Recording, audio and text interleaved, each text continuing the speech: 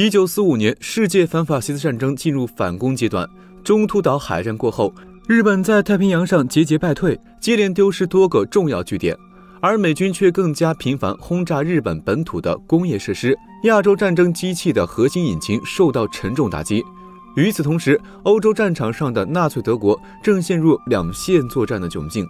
同时，面对苏联、英国和美国3个大国的进攻，意大利则在上一年投降。新政府一成立，立即向德国宣战。战争至此，轴心国集团已日薄西山。不过，侵华日军总司令冈村宁次仍对日本的未来抱有希望。他认为，想要夺取最终胜利，必须在美国增援到来之前，与国民党重庆政府速战速决，瓦解中国抗战的中心四川，令中国西南地区门户洞开，日军就能趁机扫清中国后方，掌握战场主动。新增的激战即将上演，面对将来临的狂轰滥炸，国民党政府能否顶住压力予以回应？而日本军国主义的未来又将何去何从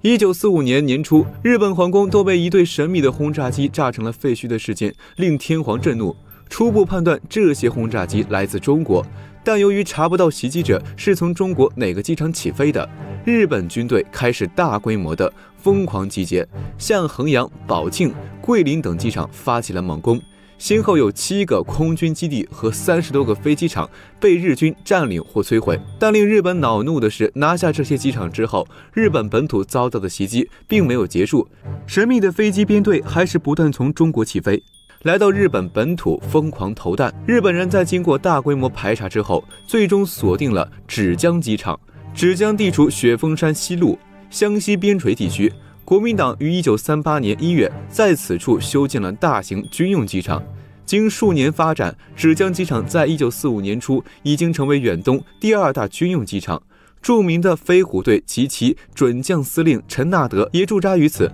从这里起飞的轰炸机不仅多次威胁到日军在台湾的空军基地，还给日本本土带来巨大损失。芷江的战略位置优渥，距滇黔门户前处咽喉的怀化市仅39公里，芷江机场也由此成为湘黔、湘桂、湘西地区军用物资的重要集散地，也是中国军队反攻日军的战略基地。此外，芷江机场的军机也保卫着华中的制空权，不仅能快速对中国地面部队予以支援，而且有效牵制了日军在华的交通要道，是日军的心腹大患。为了摧毁中国的空军力量，以及实现东南亚战区合成一片的构想，日本中国派遣军指挥部在1945年1月下达了攻占芷江一带、摧毁敌前进航空基地的指令。日本第6方面军在接到调派后，当即派出20军和11军1部作为主攻，并与日本其余部队会合，一场大战迫在眉睫。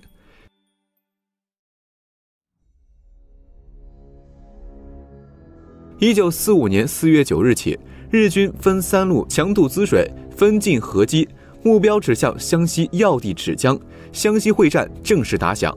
宁乡益阳的日军从北侧辅助进攻，17日西犯桃花江，被毛泽东评价为骄如虎、勇如虎的常胜将军胡琏率领第18军与日军血战2昼夜，日军退返益阳、宁乡。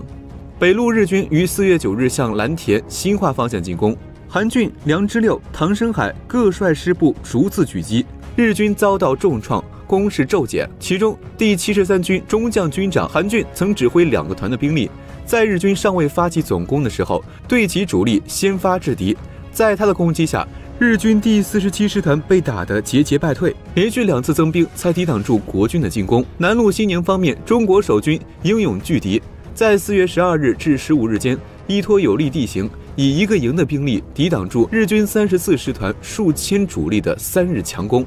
4月15日，34师团得到68师团、58旅团的增援后，又在西宁激战1日。该营在给敌人造成数百人的伤亡后，因自身伤亡过大，被迫后撤，西宁失守。4月16日，攻陷西宁后，日军开始强渡污水，然而国军已在此等待多时，一旦日军渡河，就会立即发起进攻。在船上的部分日军全军覆没。在这之后，日军曾数次尝试，但都没有渡过河中部就被炮火轰退。无奈之下，日军开始转战武阳。舞阳是绥宁、洞口至洪江的交通枢纽，但舞阳中国守军很少，激战2日以后丢掉大半个舞阳县城。得知舞阳受压严重以后，44师于4月29日火速增援舞阳。舞阳日军侧翼突然遭遇中国军队突袭，只得停止进攻，回头对付44师。而此时，中国第3方面军司令官汤伯恩大胆判断对方已处于强弩之末，所以立刻从贵州黄平镇远调集94军援持舞阳，决心首先击溃68师团。4月30日，94军开始向舞阳附近日军发动总攻。2日之内，舞阳附近日军和94军稍一接战就狼狈逃窜，根本没有做有力抵抗。中美联合空军的2个编队的野马式和14架 P-40鲨鱼式战机也来助战，连续几天轮番攻击舞阳附近据点的日军。1945年5月1日，第13团轻松解了舞阳之围，中国军队士气如虹，随即追击并且占领全部制高点。在进攻舞阳的同时，68师团余下所有主力，包括师团的坦克部队在内，也在全力进攻战役关键重镇武冈县城。4月27日，进抵附近武冈城郊时，此时武冈仅有74军下属1个营的兵力驻守。作为从古至今的军事重镇与交通要道，湘西会战的胜利与否与武冈的存亡有直接关系。如果武冈城破，日军就可以直接冲向芷江。一旦占领芷江空军机场，那么日本就能切断美国向中国的援助路线，同时也失去了一个能威胁到日本本土的军事要地，而且位于西南的大后方也危在旦夕。事已至此，城池告急，日军能不能攻下武冈，而少之又少的中国军队又该如何坚守？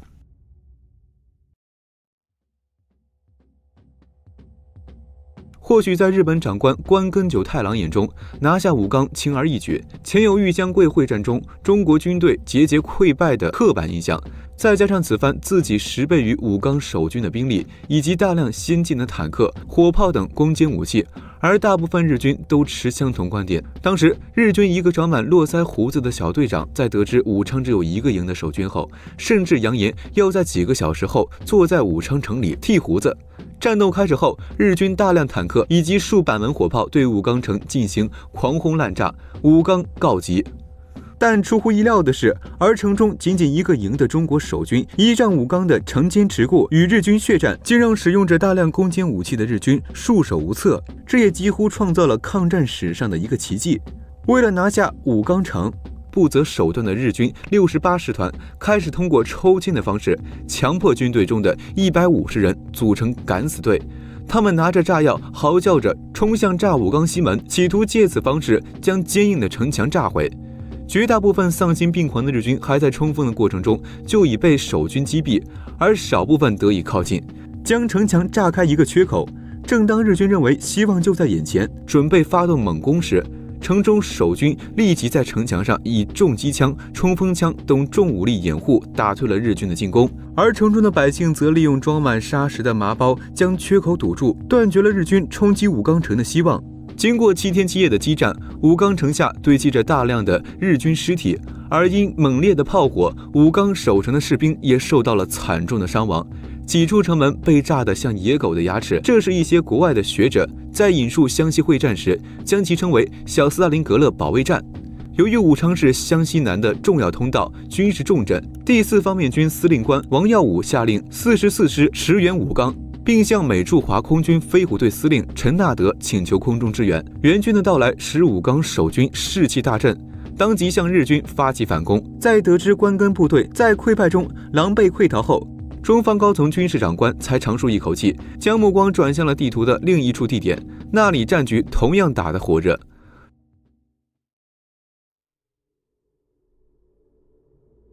除南线的武冈城外，中路邵阳方面同样是日军进攻的重点。驻守此处的第100军军长李天霞率部沉着应战，在每一阵地都对日军造成很大杀伤，各据点守军也很多壮烈殉职，战斗相当顽强。4月17日，日军进军至放洞，敌军的中央兵团原企图与南路日军配合，在洞口至武冈间围歼中国军队主力，但遭到中国军队的顽强抵抗后，改变计划，打算继续西攻，直取雪峰山。李天霞部在空军的支援下，打掉放洞附近顽敌，挫败日军的反扑阴谋。4月30日，第3方面军牟廷方部由湘前边向武阳带头冲锋， 5月1日前后，湘西各部陆续有反攻行动。到了5月5日，中国陆军总司令何应钦紧急电示，进犯湘西之敌已经受挫，全军应急转入反攻。北路韩俊军唐生海师2抵6师猛攻，沉重打击了新化方面日军。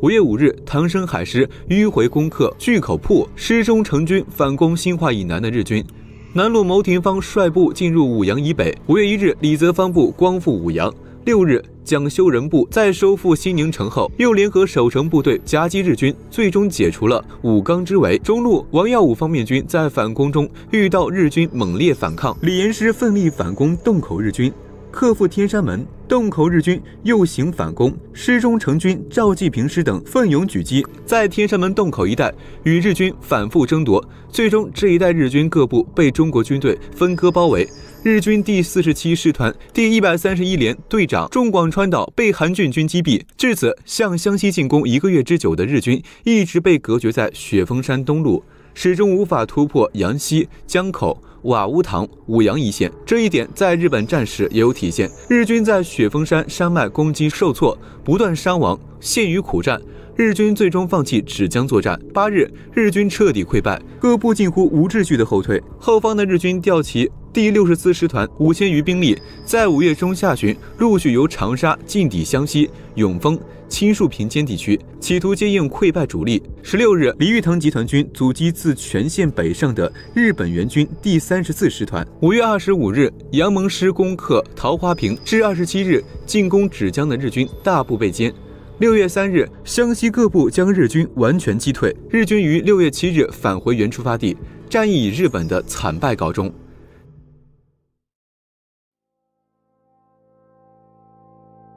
在湘西会战之役，日军在其攻势阶段即遭到了中国军队的堵击围攻，未能攻抵目的地芷江，双方参战总兵力28万余人。中国军队获得巨大胜利，消灭俘获了大量日军。据日方战史记载，自4月至6月，湘西芷江作战中，日军伤亡26516人。在中方记载中，日军伤亡36358人，其中击毙12498人，俘敌247人，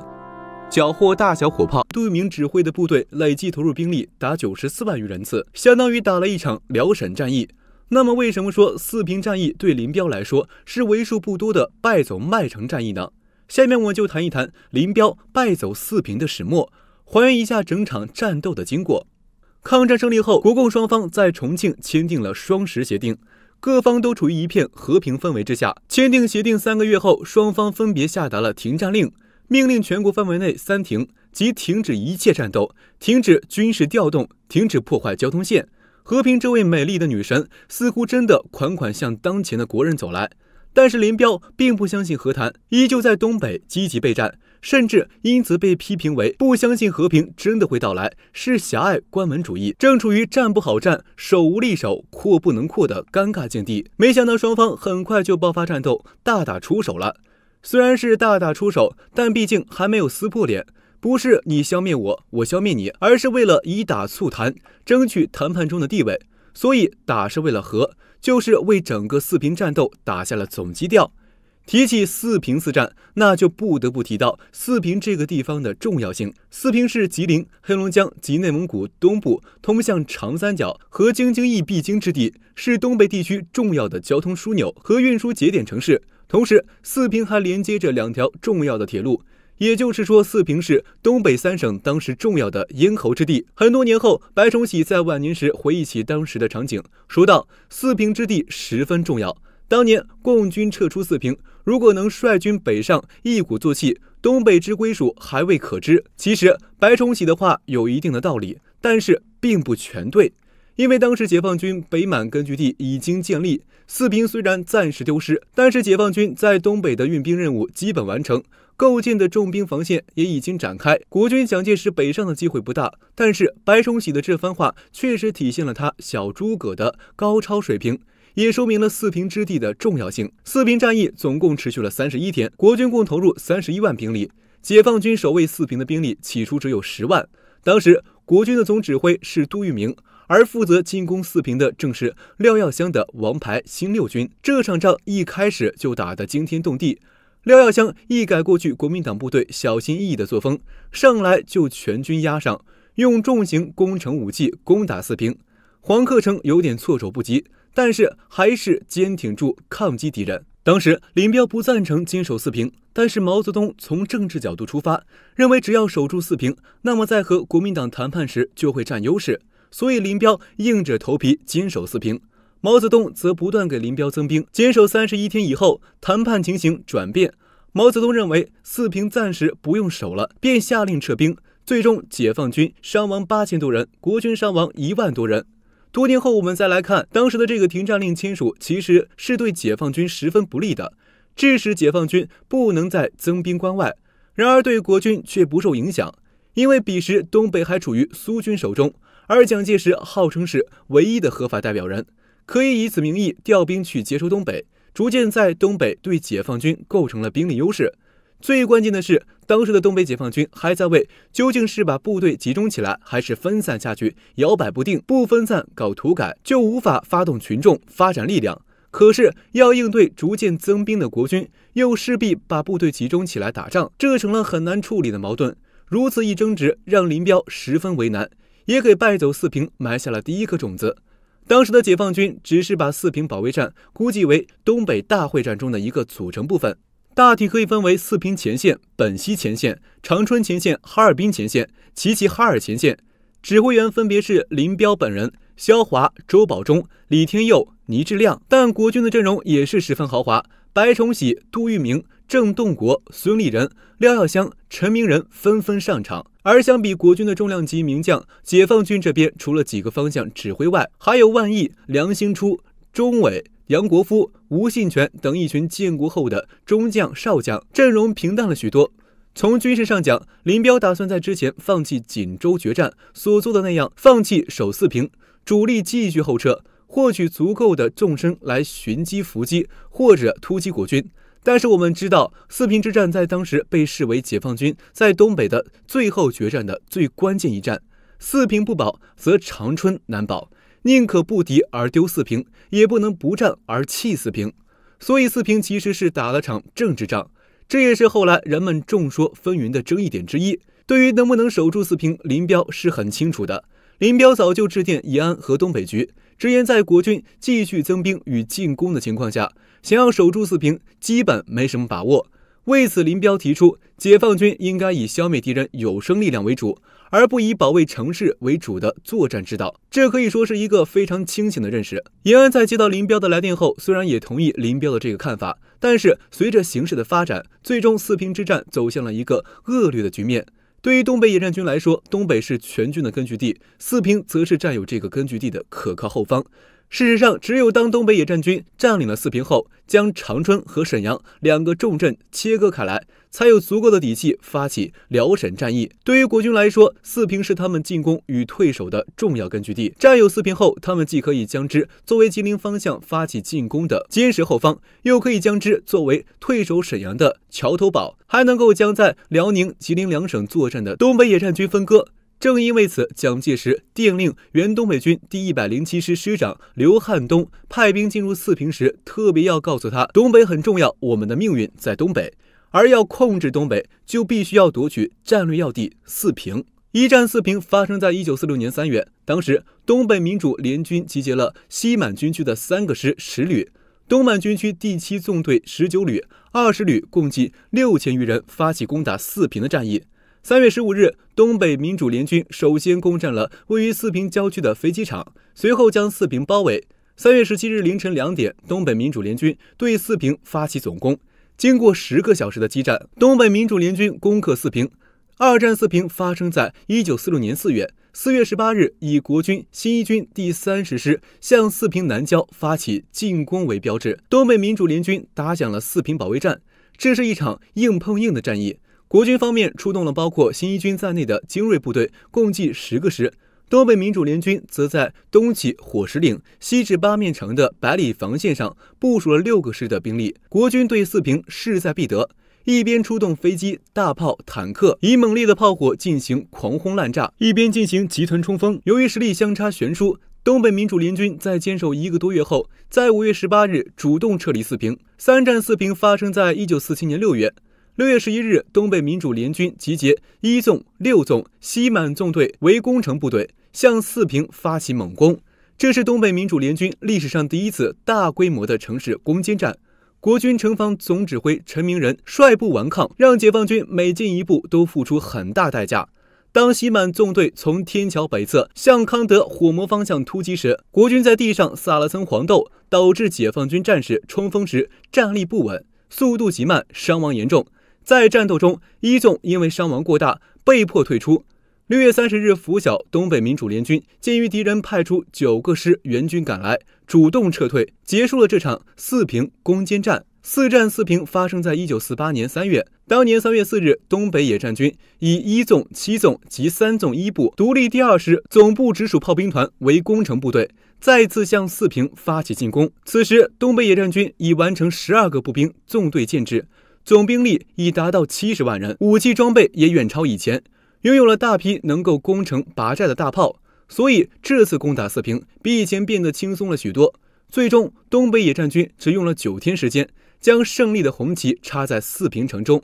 四平战役结束后，林彪率部撤退，没想到国军很快就追击上来了。林彪还没来得及设立伏击，断后国军就突然冒出来了。这一点引起了林彪的警觉。他很了解杜聿明这个人，杜聿明用兵从来不用险，他敢如此迅速追击上来，说明是有了十足把握。也就是说，东北联军内部出了奸细，有人出卖情报给国军。林彪立刻展开调查，最后发现作战科科长王继芳不见了，在四平保卫战之前就已经失踪。当时部队急行军，有一些人暂时走失是很正常的事情，所以刚开始没人觉得王继芳，但最终结果却出乎了所有人的意料，兵源充足的装备精良的日军竟然战败了。作为抗战以来我方正面战场上少有的胜仗，这次会战也被称为抗战以来最精彩之战。那么这场会战又是因何而起？国军为什么能打赢有备而来的日军呢？1941年初，因为八路军在华北地区发动的百团大战取得了不错的战果，震动了日本全军。日军意识到不能对后方的这股力量掉以轻心，于是日军的华北方面军计划着想要攻打中条山，但由于兵力太少，便希望将驻扎在江西南昌的第11军第33师团调往华北作战。当时占领南昌的日军只有33师团、34师团，而赣东、赣西和赣北均有中国军队，尤其是有第9战区薛岳、罗卓英所部这样的强劲对手，南昌日军总是感觉如芒在背，非常不安。因此把33师团调走之前，日军大本营决定从上海调来刚编成不久的独立混成第20旅团，补充南昌兵力。33师团调走是在当年4月，而2月份第20旅团已经到达南昌，这意味着4月之前南昌的日军不减反增，共6.5万人左右。对于34师团团长大贺茂来说，这是一个难得的机会，趁33师团还在，加上20旅团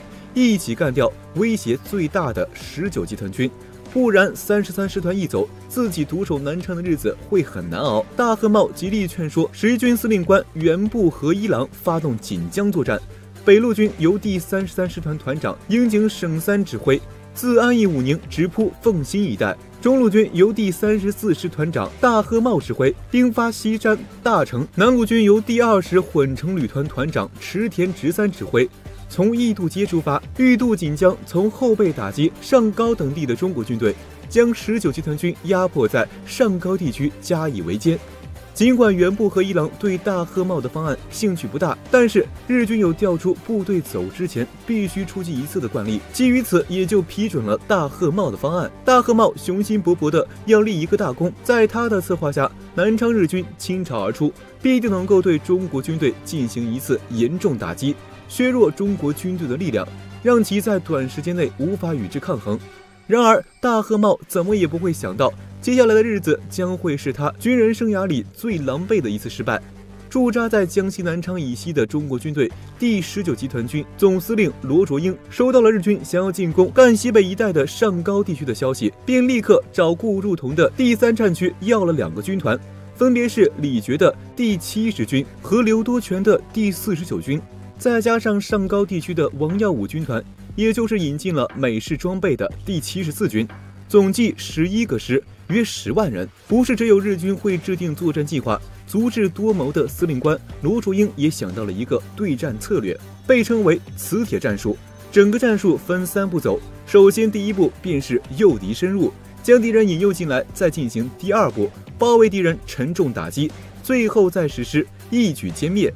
1941年3月15日凌晨，日军北大陆军33师团很快突破第70军预备第9师、第19师的阵地，大举向秦新推进。同一天，南路的第20旅团试图偷渡锦江，但头2次均被我军击退，甚至在飞机的助战之下才渡江成功。王耀武的74军派出51师1个团去增援，在中国军队的顽强阻击之下，20旅团被迟滞在红石岭一带难以推进。中路大河茂的34师团气焰很嚣张，该师团2万多人沿着湘赣公路向西突进。他们不仅想吃掉74军，还想把北路被33师团压迫下来的70军一起吃掉。但34师团这次进攻从一开始就不顺利。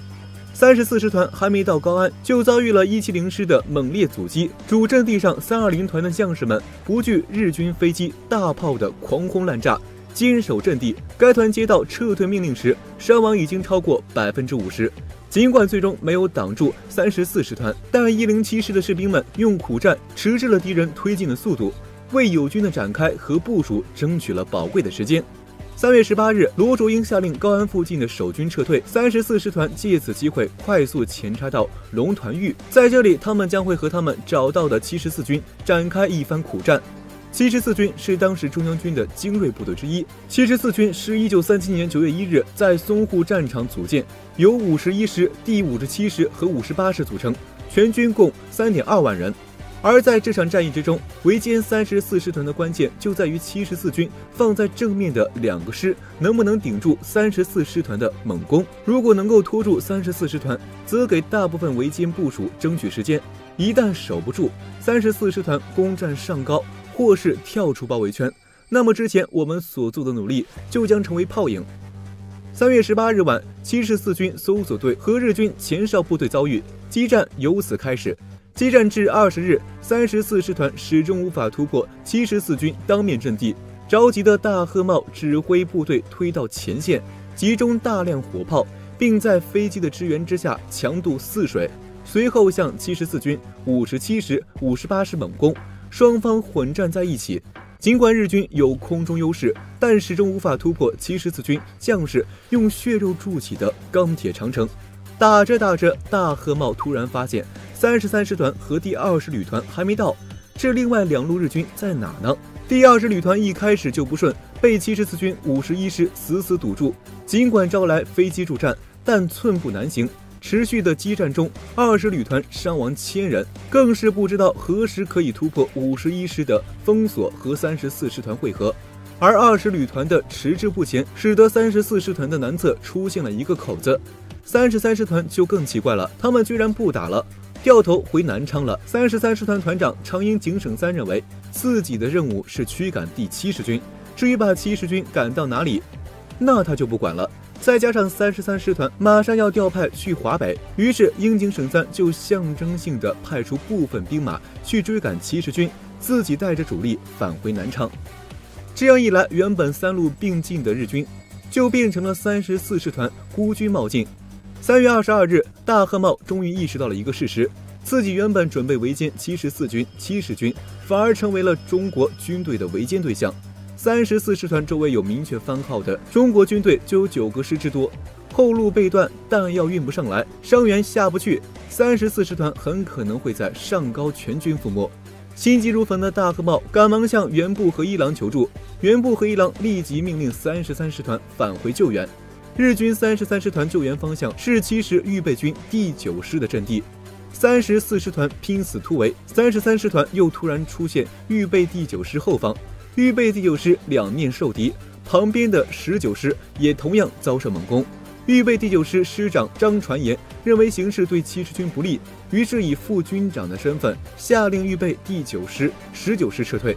70军的撤退给这场战斗蒙上了一层阴影。33师团的第215联队就此冲入包围圈和34师团会合，但是围歼34师团仍大有希望。此时74军在正面阻击阵地已全面出击，进展顺利，增援部队也都抵达战场，我军还有机会对日军实施2次包围。3月26日，各部依照罗竹英的命令，再次将34师团包围。大贺茂发现第2次包围圈比第1次更为严密，34师团被包围在南北半径不足5公里之地。为了求生的34师团发动了凶狠的攻击，甚至用上了毒气弹。尽管有很多官兵中毒倒下，但74军在王耀武的严令之下，攻势没有减弱半分。74军甚至一度推进到大贺茂指挥部2公里的地方，眼看就要逼全攻于一役。结果这时107师突然撤退了。在战斗最后时刻，107师师长宋英仲声称发现了日军，选择了2次后撤。107师的撤退使得我军左翼出现了空档，58师因此暂停了攻击。结果34师团获得了喘息之机，维和34师团的计划最终落空。34师团向东狂奔而去，最后这场围歼战演变成了一场追击战。34师团虽然冲出重围，但是一路上不断被我军追击，最后狼狈不堪地逃回出发地。33师团也好不到哪里去，原本撤离战场的33师团重新参战之后，一直受到我军的猛烈侧击，山炮队的弹药用尽，全师团经过了无法用语言形容的重重困难，